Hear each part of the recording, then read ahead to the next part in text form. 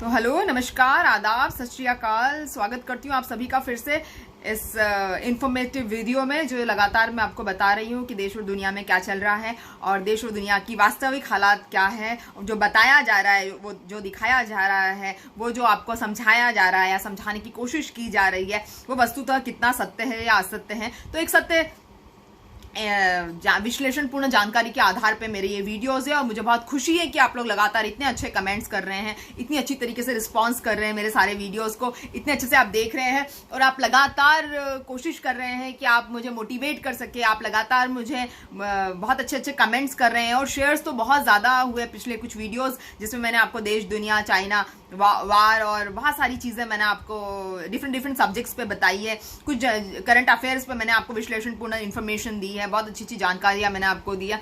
अगर आप YouTube पे है तो आप प्लीज़ मेरे YouTube चैनल को सब्सक्राइब कीजिए, जिसका टाइटल है परी चौहान टॉक्स टू देश की जनता, और यू कैन राइट परी देश की जनता, और आप YouTube चैनल को सब्सक्राइब करिए। और मैं लगातार आपसे फेसबुक पे भी हर अल्टरनेट डेज में आपको कनेक्ट होने की कोशिश कर रही हूँ, और होती हूँ मैं हर अल्टरनेट डेज फेसबुक पर भी। और मैं कोशिश करती हूँ कि लगातार मैं आपको बहुत विश्लेषणपूर्ण जानकारी और बहुत सटीक जानकारी, एक बहुत कम शब्दों में बहुत ज़्यादा जानकारियां मैं आपको दे सकूं, ताकि आपका समय बचे, एनर्जी बचे। पता है आज के ज़माने में सबके पास समय की कमी होती है, एनर्जी की कमी होती है। दिन भर आप जो न्यूज़ चैनल्स में और हर जगह पे जो अननेसेसरी की फालतू की इन्फॉर्मेशन आपके दिमाग में जाती है, उससे मैं आपको बचा रही हूँ, एक तरह से समझ लीजिए। और मैं चाहती हूँ कि आप मेरे वीडियोस को देखिए और आप एक दूध का दूध, पानी का पानी जिसे कहते हैं, उस तरीके से मैं आपको चीज़ें एक कम शब्दों में अच्छी रिसर्च में आपके सामने पेश करने जा रही हूँ। तो उसके लिए आप मेरा चैनल सब्सक्राइब करिए, और फेसबुक पर आप परी चौहान और डैश फैंस लिखेंगे तो आपको एक अकाउंट खुलेगा और एक पेज खुलेगा, दोनों में ही आप मेरे वीडियोस देख सकते हैं। कुछ लोगों को ये पूछना था कि उनके कमेंट्स नज़र नहीं आते, तो मैं आपको बता दूं कि आपके कमेंट्स इंटैक्ट हैं। कभी कभी रीपोस्टिंग के चक्कर में जो कमेंट्स आप लोग नहीं देख पाते हैं, लेकिन आपके कमेंट्स जो है बहुत अच्छी तरह से इंटैक्ट हैं, और आपके कमेंट्स वहीं पर है जहां पर आपने दिए थे। कभी कभी रीपोस्टिंग के चक्कर में समझ में नहीं आता है, और मैं खुद पर्सनली आपके कमेंट्स को देख रही हूँ, और मैं अप्रिशिएट करती हूँ कि आप लोग इतनी पॉजिटिवली सारी विश्लेषणपूर्ण जानकारियों को ले रहे हैं और वीडियोस को इतने पॉजिटिवली आप रिस्पॉन्ड कर रहे हैं, जिसकी वजह से मैं आपके तक अपने विचार पहुंचाने में सक्षम हो पाई हूं, और मुझे बहुत खुशी है कि मैं ऐसा कर रही हूं। आज की वीडियो में मैं आपको राफेल लड़ाकू विमान जो हमारे देश में आए हैं, भारत में 5 लड़ाकू विमान आए हुए हैं फ्रांस से, उसके बारे में मैं आपको बताने वाली हूँ कि कैसे जो राफेल लड़ाकू विमान हैं वो दहशतगर्दी का आलम पैदा कर रहे हैं दूसरे देशों के अंदर।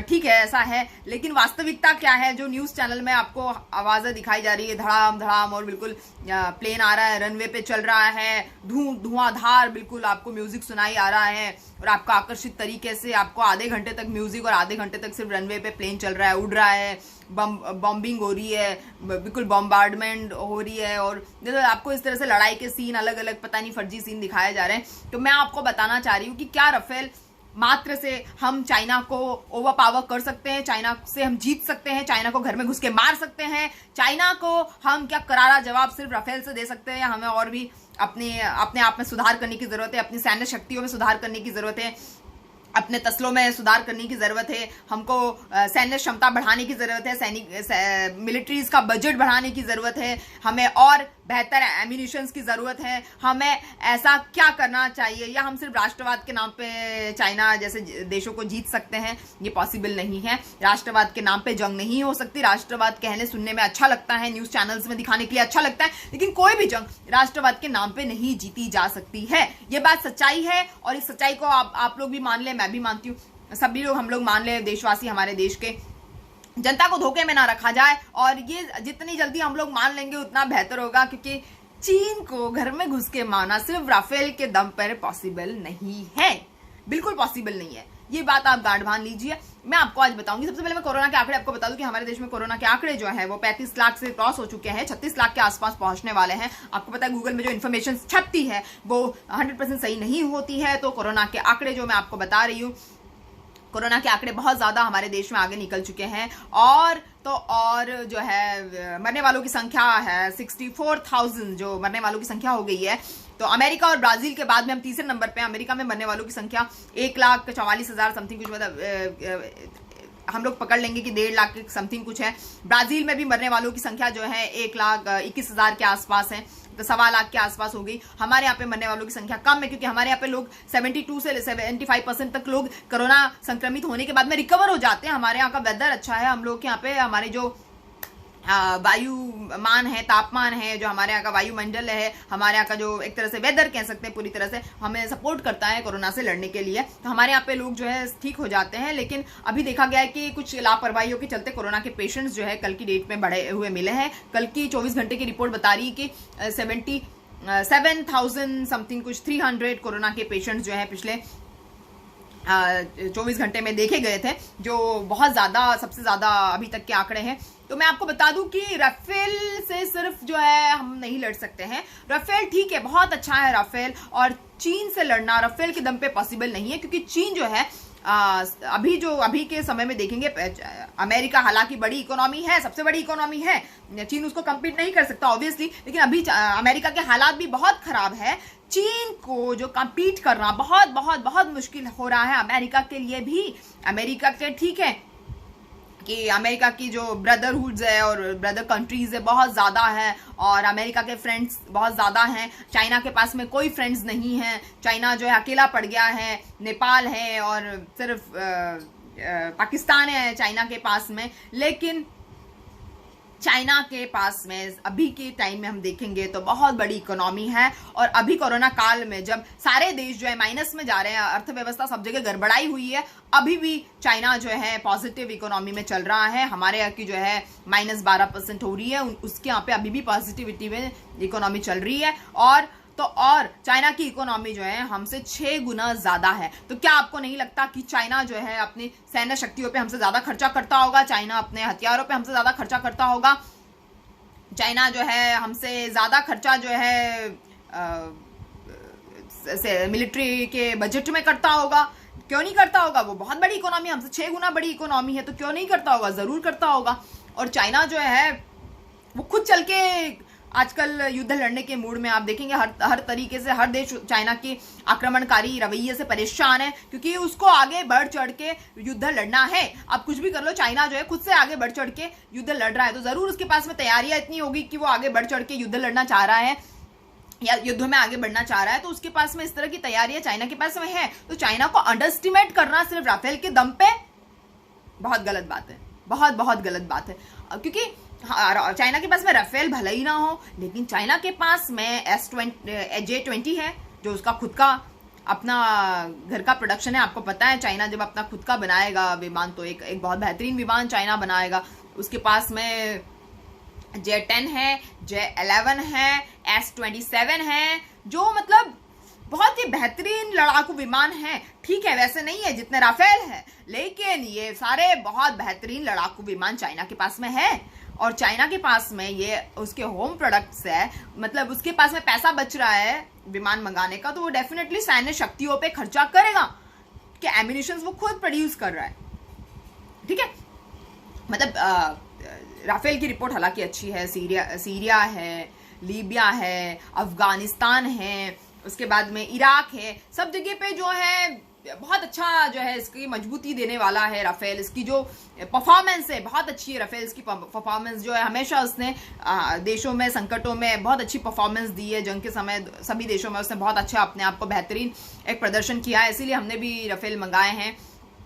हमने 5 राफेल मंगाए हुए हैं, जिसमें 3 जो है सिंगल सीटर है, 2 जो है डबल सीटर है। और ये जो है सिर्फ मतलब राफेल के दम पे चीन से आज़ादी मुश्किल है, चीन से युद्ध में लड़ पाना बहुत मुश्किल है। तो आप सोच रहे होंगे कि हमारा राफेल आ गया, राफेल आ गया, राफेल आ गया।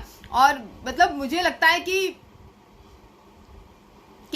इतना भी अच्छा नहीं हुआ राफेल आने से। जितने टीवी चैनल्स दिखा रहे राष्ट्रवाद के नाम पे जो ये इतना दिखा रहे हैं, मुझे लगता है कि मतलब ठीक है J-20 जो उनका थोड़ा एक पीढ़ी कमजोर है, उनका हो सकता है कि राफेल जो है छोटा है, छोटा होने की वजह से उसमें ज्यादा एम्यूनिशंस, उसमें ज्यादा जो है विध्वंसकारी पदार्थ जो उसमें ले जाए जा सकते हैं, क्योंकि राफेल जो छोटा है, हल्का है। हम समझ सकते हैं कि राफेल जो है वो हमारे देश की वेदर को सूट करता है। राफेल का जो पूरा जो स्टाइल है और जो उसकी मैन्युफैक्चरिंग है हमारे देश के वेदर को सूट कर रही है।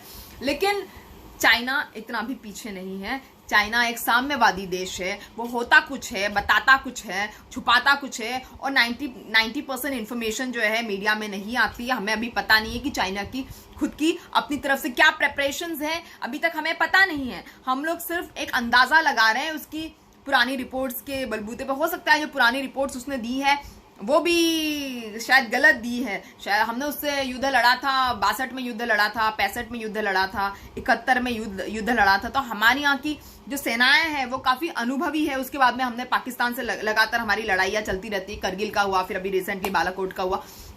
हमारी सेनाएं मानते हैं कि हम लोग बहुत अनुभवी है। और जो लेह लद्दाख में जिस तरह का एटमॉस्फियर है, जिस तरह का वेदर है लेह लद्दाख में और हिमाचल के आसपास अक्साई चीन का जो एरिया है, वहां पर लड़ने के लिए हमारे सैनिक जो है अनुभवी है और उनका अच्छा एक्सपीरियंस है। लेकिन चाइना भी बहुत ज्यादा सुप्रीम पावर है और वो कहीं पर भी कमतर नहीं पड़ेगा, ये भी हमें समझने की जरूरत है। जब वो आज बाय हुक बाय क्रुक, साम दाम दंड भेद का इस्तेमाल करके जब वो दुनिया की नंबर 1 इकोनॉमी बन गया है, तो क्या वो सैन्य शक्ति में पीछे हटेगा? क्या हम वास्तव में चाइना से जीत पाएंगे सिर्फ इस बलबूते पे कि हमारे पास में राफेल आ गया है? Not possible. तो हमें एक्चुअली सच्चाई जानने की जरूरत है कि पूरी सच्चाई में एक्चुअल में पूरी सच्चाई क्या है और किस तरह की सच्चाई है, ये हमें एक्चुअली जानने की जरूरत है, जो मैं आज आपको बता रही हूँ। सबसे पहले मैं आपको 2 स्टडीज बताऊंगी। एक centre for new American studies है, जिसको हम लोग बोलते हैं CANS, और एक है वेलफेयर स्टडी जो है, ये हार्वर्ड कैनेडी स्कूल जो है, Harvard Kennedy school of government at Boston. तो Harvard Kennedy school of study of government at Boston जो है, वो जो हम उसको वेलफेयर स्टडी कहते हैं, उसके हिसाब से, और CANS के हिसाब से, जो मैंने आपको बताया centre for new American security study और अमेरिकन स्टडी भी इसको कहते हैं। तो इसके हिसाब से, जो 2 स्टडीज के हिसाब से बताया है कि भारतीय सेनाएं जो है वो हमेशा चीनी सेनाओं से BC रहती है। ये स्टडीज थोड़ी पुरानी स्टडीज है। तो उसमें बताया है कि जो इंफ्रास्ट्रक्चर्स है हमारे यहाँ के, जो हिमालयन क्षेत्र में हमारे इंफ्रास्ट्रक्चर है वो भी बेहतरीन है हमारे देश के। भारतीय सेनाएं भी चीनी सेनाओं से 20 रहती है, मतलब 19 नहीं है, 20 ही हमारे यहाँ की सेनाएं।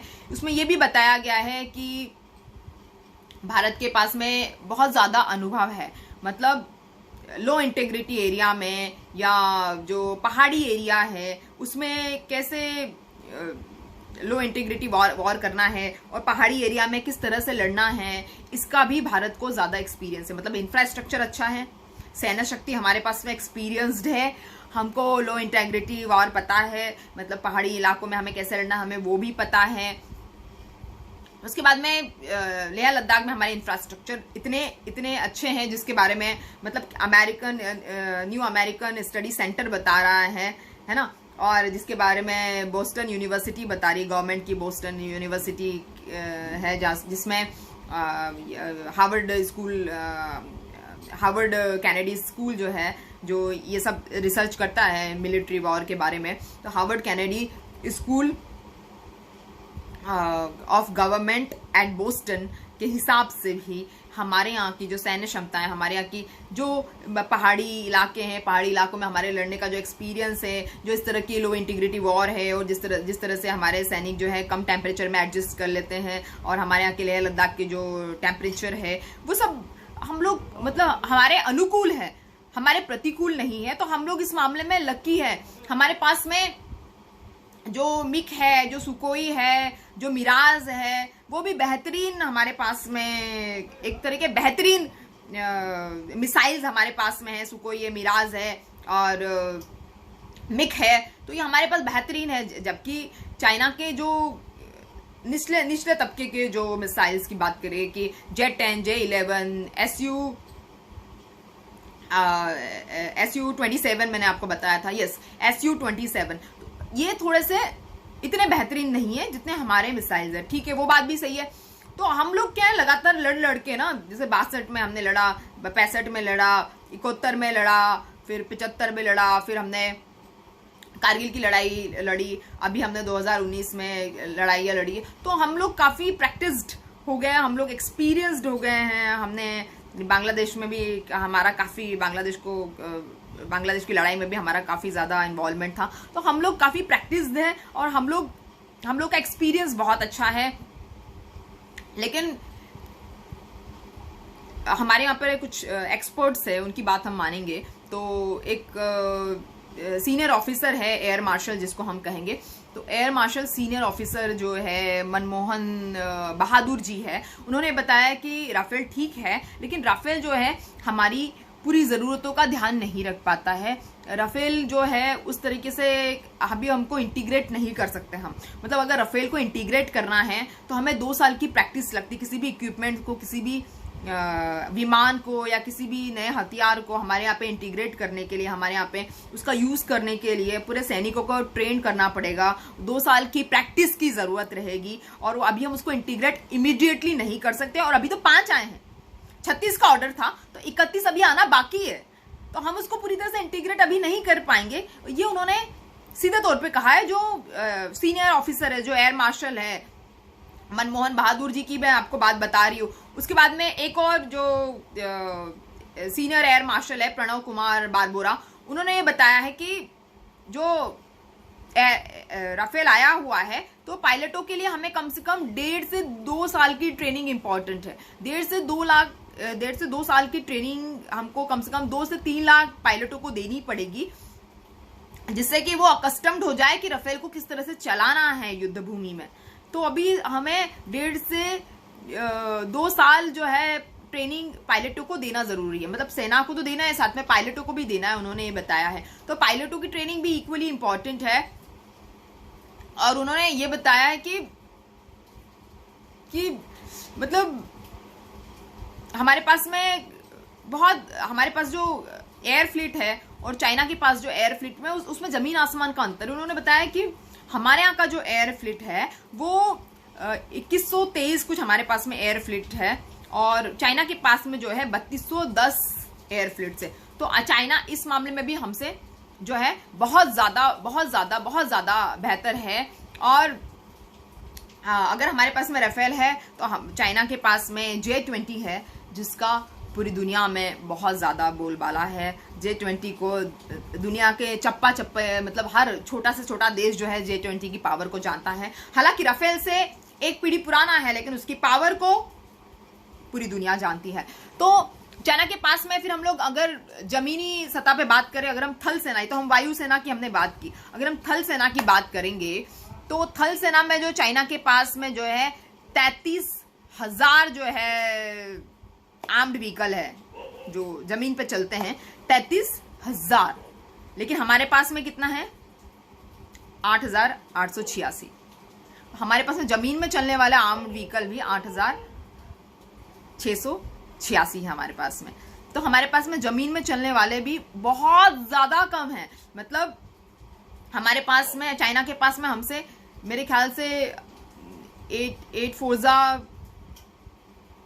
6 टाइम्स ज्यादा है उसके पास में, 6 टाइम्स वो ज्यादा है हमसे, इकोनॉमी में 6 टाइम्स ज्यादा है। लेकिन जो सड़क पे, जो रास्तों पे, जो मैदान में चलने वाले थल सेना की बात मैं कर रही हूँ, वो भी चाइना के पास में जो है वो हमसे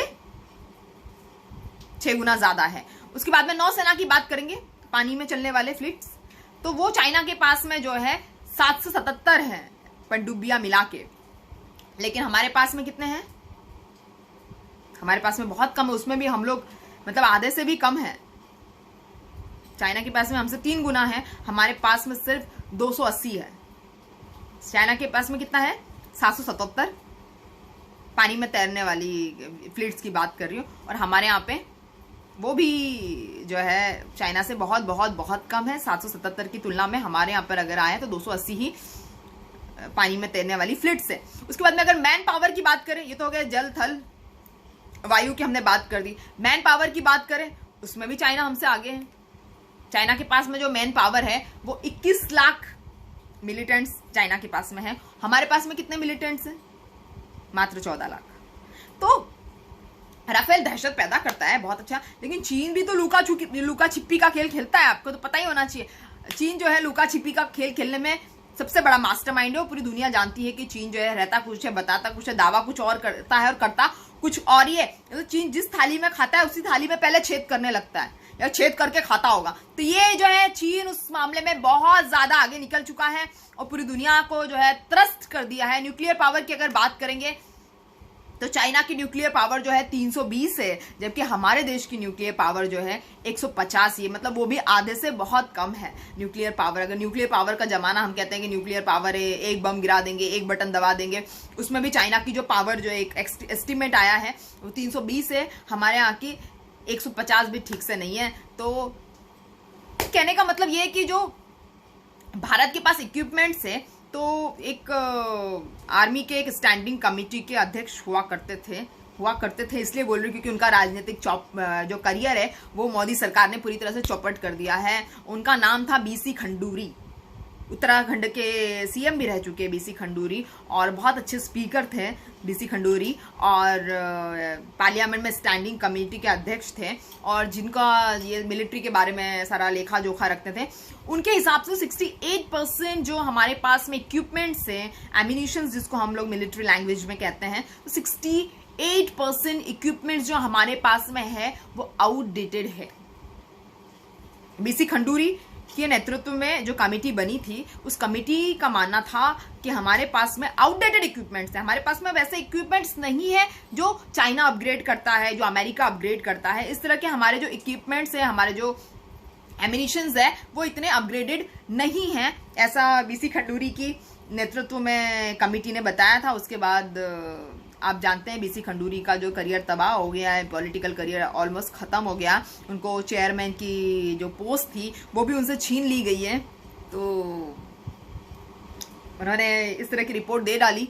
उन्होंने बताया था कि हमारे पास में जो है सिर्फ 8 मॉडर्न और 24 कंटेम्प्रेरी इक्विपमेंट्स है।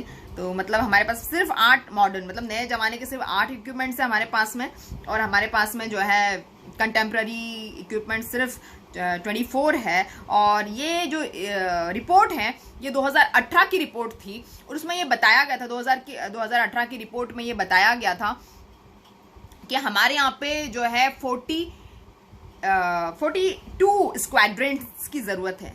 कब बताया गया था? हाँ, बताइए, मतलब ये इन्फॉर्मेशन इसके पहले भी कई दशकों पहले भी आई थी, लेकिन अभी 2018 में भी बताया गया कि हमारे पास में जरूरत 42 स्क्वाड्रेंट की है। एक स्क्वाड्रेंट मतलब एक लाइन में 16 से 17-18 जो है हवाई जहाज या मिसाइल्स खड़े रहते हैं। तो हमारे पास में ऐसे 42 स्क्वाड्रेंट्स की हमें जरूरत है। लेकिन आज से कई सालों के बाद में भी, मेरे ख्याल से 2 दशक हो गए हैं, और 2018 में भी बीसी खंडूरी की रिपोर्ट ने भी बताया था 2 दशकों के बाद में भी हमारे यहाँ पे जो रिपोर्ट्स आई है और रिपोर्ट्स में बताया जा रहा है कि हमारे पास में 42 स्क्वाड्रेंट्स ना होके राफेल के आने के बाद में भी हमारे यहाँ पे सिर्फ 28 स्क्वाड्रेंट्स है, जो बहुत बहुत बहुत बहुत बहुत कम है। अगर हमें लड़ाई करना पड़ जाए आज की डेट में, पाकिस्तान है या चाइना है या अमेरिका है, हमें आज की डेट में अगर आज हमें लड़ना पड़ जाएगा तो हमारा जो तसला है हमारे पास में, भारत के पास में, वो भी 10 ही दिन का तसला है हमारे पास में। मतलब सिर्फ हम टीवी पे राष्ट्रवाद की जंग खेल रहे हैं, हम सतह पे या पानी पे या हवा में हम जंग नहीं कर पाएंगे, क्योंकि हमारे पास भी जो तसला है वो सिर्फ 10 दिन ही चलेगा। मतलब जो जमा पूंजी जो सारी हमने की है वो सिर्फ 10 दिन ही हमारे पास में चल सकती है। तो ऐसा जो है कमेटी की रिपोर्ट थी, और आपको पता है कि ऐसी रिपोर्ट देने के बाद में बीसी खंडूरी को जो है वो बहुत ज़्यादा उनको क्रिटिसाइज करके उनको भगा दिया गया पार्लियामेंट से एक तरह से। तो ये भी मोदी सरकार की कारस्तानी थी, क्योंकि मोदी सरकार चाहती ही नहीं है कि सच्चाई देश के सामने आए, देश को एक झूठ की पोटली टिका के जो है उल्लू बनाया जा रहा है, झूठ की पोटली टिका के जनता को जो है सिर्फ वोट बैंक के लिए यूज किया जा रहा है। तो ये बीसी खंडूरी की जो रिपोर्ट थी तो ये बहुत सारी चीजें बता गई, लेकिन उसके बावजूद भी 2018, 2019, 2020 मतलब 3 साल पूरे हो गए और अभी भी जो है 3 सालों में भी मोदी सरकार ने कोई भी इम्प्रूवमेंट जो है वो नहीं की है हमारी सैन्य शक्ति में। और हमारी सैन्य शक्ति जो है उसका बजट भी बहुत कम है। मतलब हमारे यहाँ पे आर्मी की तरफ से जो बजट आया था वो 1,74,000 करोड़ की रिक्वायरमेंट आर्मी को थी, उनकी जो भी आंतरिक जरूरत है 1,74,000 की रिक्वायरमेंट की बजाय वित्त मंत्री निर्मला सीतारमण जी ने सिर्फ और सिर्फ जो है 1,13,734 मतलब 1,13,734 करोड़ रुपए ही बजट में दिए गए हैं। मतलब कितने कम है? मांगे कितने थे? 1,74,000, दिए कितने? 1,13,000 या 1,14,000 पकड़ लो।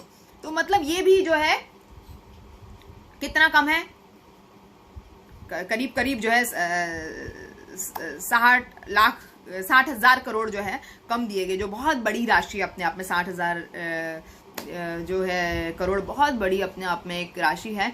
मगर इस तरह से सेना को ट्रीट किया जाता है। मैं देख रही हूँ बहुत सारे सैनिक जो है परेशान हैं, बहुत सारे सैनिक वीडियोस बना रहे हैं कि हमें बहुत टॉर्चर है, हमें ठीक से खाने को दिया नहीं जाता है, हमें ऐसी पानी वाली दाल दी जाती है, इसमें पानी मिला होता है। बहुत सारे सैनिक बोल रहे हैं कि एक दो सैनिकों ने सुसाइड की कोशिश की है क्योंकि उनको कोई ट्रेनिंग या उनको कोई मॉरल बूस्टिंग नहीं दी जा रही है, उस तरह से उनके ऊपर एक ध्यान नहीं दिया जा रहा है। वो रात दिन जो है एक तरह से हम कहें तो रात दिन वो एक दहशत में है। और एक सैनिक ने तो अपने आप को गोली मार ली, उसकी बेटी ने बताया है या उसके बेटे ने बताया है शायद कि मेरे पापा कभी ऐसा नहीं कर सकते थे, जरूर कुछ ना कुछ उनके साथ में ऐसी चीजें हुई है जो वो सहन नहीं कर पाए हैं। तो इस तरह की चीजें निकल के सामने आ रही है। और जो हमारे यहाँ पे जितनी रिक्वायरमेंट थी, हमारे यहाँ पे जितना हमारे यहाँ सैन्य बल होना चाहिए था, हमारे यहाँ पे जितना खर्चा आर्मी पे हमें करना चाहिए था, हम वो नहीं करते। मतलब हमारे यहाँ का खर्चा जो है $73 बिलियन, 73 बिलियन डॉलर जो है हमारे यहाँ का आर्मी का खर्चा है। लेकिन चाइना का जो आर्मी का खर्चा है, आप जानकर हैरान हो जाएंगे कि चाइना का आर्मी का जो खर्चा है 261 बिलियन डॉलर है। जी हाँ, कितना? 261 बिलियन डॉलर। तो 261 बिलियन डॉलर और हमारे यहाँ का 73 बिलियन डॉलर। तो आप देख लीजिए 73 कहाँ है और 261 कहाँ है। मेरे ख्याल से ऑलमोस्ट 6-7 गुना हो गया। तो 6-7 गुना अगर वो अपनी आर्मी पर ज्यादा खर्चा कर रहे हैं तो ऑब्वियसली उनकी सैलरीज ज्यादा होगी, आर्मी वालों की, आर्मी के सोल्जर्स की फैसिलिटीज ज्यादा होगी, खाने पीने को बहुत बेहतरीन मिल रहा होगा उनको सामान, उनको बेहतर एमिनिशंस मिल रहे होंगे, उनके पास में कपड़े बेहतर होंगे, उनके पास में रहन सहन का तरीका बेहतर होगा, लाइफस्टाइल बेहतर होगी। क्योंकि खर्चा होगा तो लाइफस्टाइल तो बेहतर होगी। तो आप समझ सकते हैं कि हम सिर्फ मतलब ढोल पीट रहे हैं कि हम बेहतर है और हमारा रफेल आ गया, रफेल आ गया, रफेल आ गया। मैंने आपको बता दिया कि हमारे पास में रफेल के लिए पायलट्स को 1.5 से 2 साल की ट्रेनिंग देनी है, जो हमारे पास में नहीं है। रफेल आने से चलाना भी तो पड़ेगा ना पायलट को, 1.5 से 2 साल अभी लगेंगे। अभी आया है 4 दिन नहीं हुए और न्यूज चैनल्स ने बिल्कुल बम फोड़ने चालू कर दिए, बड़े बड़े राष्ट्रवाद के झंडे गाड़ने चालू कर दिए, मोदी सरकार की तारीफ करते थकते नहीं है। एक से एक बिल्कुल मीडिया वाले बैठे हैं, रफेल आ गया है, ये हो गया है, जंग का ऐलान कर देंगे, घुस के मार देंगे, डर गया है चाइना, भाग जाएगा डर के, रफेल देख के बिल्कुल चौकन्ना हो गया है चाइना, रफेल देख के हाथ पैर कांप रहे हैं कि चाइना लड़ेगा तो क्या भूटान चाइना के साथ में नहीं लड़ेगा, पाकिस्तान चाइना के साथ में नहीं लड़ेगा, श्रीलंका चाइना के साथ में नहीं लड़ेगा। इन सबको सपोर्ट किया है, चाइना के उपनिवेश है सारे के सारे। एक तरह से हिंदी में हम कहे बंधुआ मजदूर जो होते थे पुराने जमाने में, तो सारे देश जो है चाइना के बंधुआ मजदूर बन चुके हैं। तो क्यों नहीं, मतलब इट्स डिफिकल्ट कि ये देश जो है वो चाइना ऐसे ही छोड़ देगा। आपको लगता है कि चाइना के ये सब मददगार नहीं बनेंगे। चाइना ने सबको फाइनेंशियली मदद की है, एक तरीके से हम देखेंगे तो कर्जे में डुबा दिया है सारे देशों को चाइना ने। तो जब चाइना अगर लड़ेगा जंग में तो पाकिस्तान आएगा ही आएगा। आपको मैंने कल बताया था पाकिस्तान चाइना की एक बहुत अच्छी मैंने आपको वीडियो बताई थी कल। अगर चाइना लड़ेगा तो डेफिनेटली पाकिस्तान आएगा, आएंगे सब आएंगे। मतलब आप तो भूल ही जाइए कि मतलब अमेरिका नहीं आएगा। अमेरिका ने तो कल जो एप्पल की कंपनी है वो भी उठवा ली है अपनी वहां से। अब वो शायद इंडिया में, इंडोनेशिया में या कहीं वियतनाम में खोलेगा अपनी एप्पल फोन्स की कंपनी, पता नहीं कहाँ पे खोलेगा, भगवान जानता है। लेकिन आप ये गलत फहमी मत रहिए कि राफेल आने से आप चाइना को बिल्कुल ऐसे दांतों तले उंगली दबाने लगाए चाइना या नाको चने चबा देंगे, तो ये एकदम गलत बात है। चाइना को कोई नाको चने नहीं चबा सकता और दहशत नहीं पैदा कर सकता चाइना में, क्योंकि चाइना जो है बहुत बड़ा जुगाड़ू है। शी जिनपिंग के आने के बाद तो चाइना के तेवर ही अलग है, चाइना का स्टाइल ही अलग है। मतलब और वांग ही जो है बहुत श्रीउड, जो उनके यहाँ के मंत्री है वो बिल्कुल घेराबंदी ऐसे करते हैं, आप बस मदद लेने पहुंच जाइए वांगी के पास में।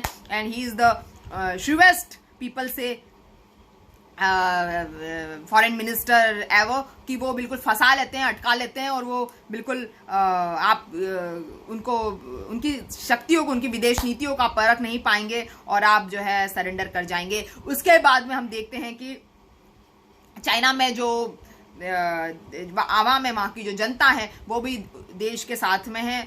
चाइना क्या करता है, देश की जनता साथ में है। सैनिकों के अंदर उन्माद है, आप देख सकते हैं फोटोग्राफ्स आ रहे हैं, उन्माद है सैनिकों के अंदर। अमेरिका से भी लड़ने के लिए जब तैयार हो सकता है और हाथों हाथ आड़े हाथों ले सकता है, अमेरिका को हाथों हाथ जो है तैनाती दे सकता है चाइना, तो हम तो फिर अमेरिका से बहुत पीछे हैं। अमेरिका, आपको पता है कि अमेरिका की इकोनॉमी की कोई बराबरी नहीं कर सकता। अमेरिका के पास जो कंपनियां हैं जो उनकी कोई बराबरी नहीं कर सकता। लेकिन फिर भी चाइना जो है डट के जो है अमेरिका को बिल्कुल इनटॉलरेंट होके लड़ाई के लिए उकसा रहा है। और चाइना जो है अमेरिका से आंखों में आंखें डाल के बात कर रहा है, तो इंडिया की तो बात ही क्या।